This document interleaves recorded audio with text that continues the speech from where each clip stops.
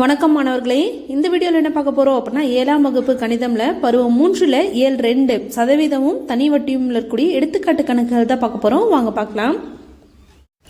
இயல் 2 சதவீதமும் தனி வட்டியும் எடுத்துக்காட்டு 2.1 என்ன கொடுத்துருக்காங்க அப்படின்னா 1/5 சதவீதமாக எழுதுக அப்படின்னு கொடுத்துருக்காங்களா.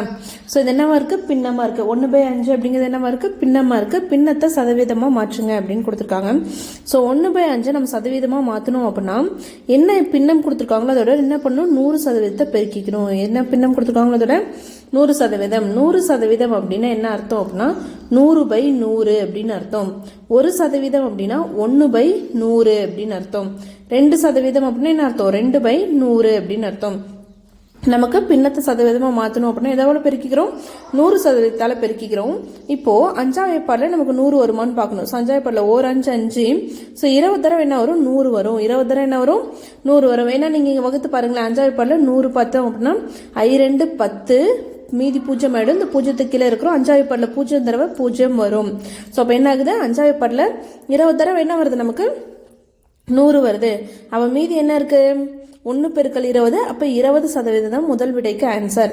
அப்போ 1/5 நம்ம சதவீதமாக மாற்றணும் அப்படின்னா 20% கிடைக்கும்.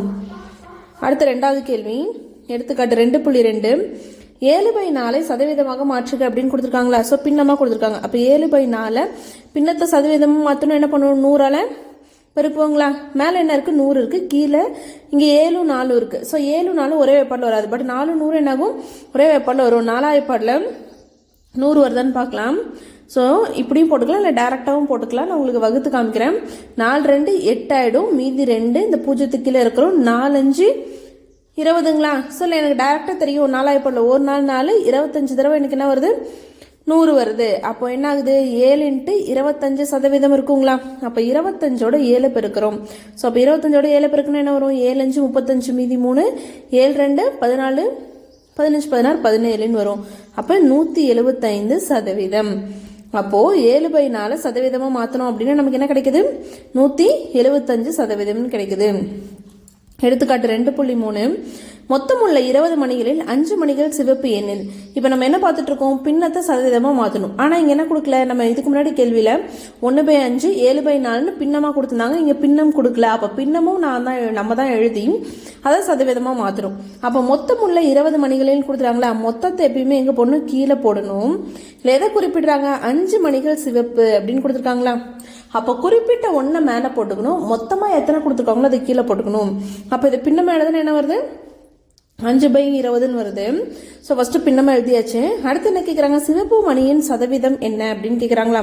சிவப்பு மணியோட சதவீதம் என்னன்னு கேட்குறாங்க. அப்போ பெருக்கல் 100ன்னு போட்டுப்போங்களா. ஸோ 20ஆம் ஏற்பாடில் 20 5 தடவை என்ன வரும், நமக்கு 100 வரும். அப்போ மீதி என்ன இருக்குது, 5 × 5%. ஸோ 5ஓட 5 பெருக்கணும் அப்படின்னா 5 5 எவ்வளோ, 25. அப்போது சிவப்பு மணிகளின் சதவீதம் எவ்வளோ அப்படின்னா 25. கொஸ்டினில் தானே கேட்டிருந்தாங்க, சிவப்பு மணியின் சதவீதம் எவ்வளோன்னு கேட்டிருந்தாங்களா. அப்போ சிவப்பு மணியின் சதவீதம் = 25%. அடுத்து 4வது கேள்வி, பின்னம் 23/30 சதவீதமாக மாற்றுக கொடுத்துருக்காங்களா. அப்போது பின்னத்தை சதவீதமாக மாற்றணும் என்ன பண்ணும், பெருக்கல் 100% போடுவோம். ஸோ இப்போ 100% போட்டாச்சுங்களா. இப்போ பார்த்தோம் அப்படின்னா 30 100 ஒரே வேப்பாடில் வருமானம். இந்த 0 0 0 கேன்சல் ஆகிடும். 3 10 ஒரே வேப்பாடில் வராது. அப்போ மேலே இருக்கிறது பெருக்கிறோம். அப்போ மேலே என்ன இருக்குது, 23 × 10/3 இருக்குங்களா. இங்கே ஒரு சதவீதம் இருக்குது, அப்படியே எழுதிக்கிறோம். அப்போ 23 10ஓட பெருக்கணும் என்ன வரும், 230/3% கிடைக்குங்களா. அப்போ 230 3ஆல் வகுக்கிறோம். ஸோ 3ஆம் வேப்பாடில் 23 வராது. 7 3 என்ன தான் வரும், 21 தான் வரும். மீதி 2 இந்த 0 கீழே இருக்கிறோம். ஸோ அப்போ 0 கீழே இருக்குன்னா 7 6 18 வருங்களா. மீதி 2. அப்போ இது எப்படி எழுதுவோம், இது எப்படி இருக்குது, கலப்பு பின்னமாக எழுதுவாங்களா. அப்போது ஸோ ஈவு மீதி பை வகுக்கும் என்னன்னு எழுதுவாங்களா. அப்போது இங்கே ஈவு என்ன அப்படின்னா நமக்கு ஈவு 76. அப்போ 76 மீதி என்ன 2 பை வகுக்கும் என்ன 3. அப்போ 76 2/3% அப்படின்னு கிடைக்குது. 76 2/3% அப்படின்னு நமக்கு கிடைக்குது. இதுதான் இதோட ஆன்சர்.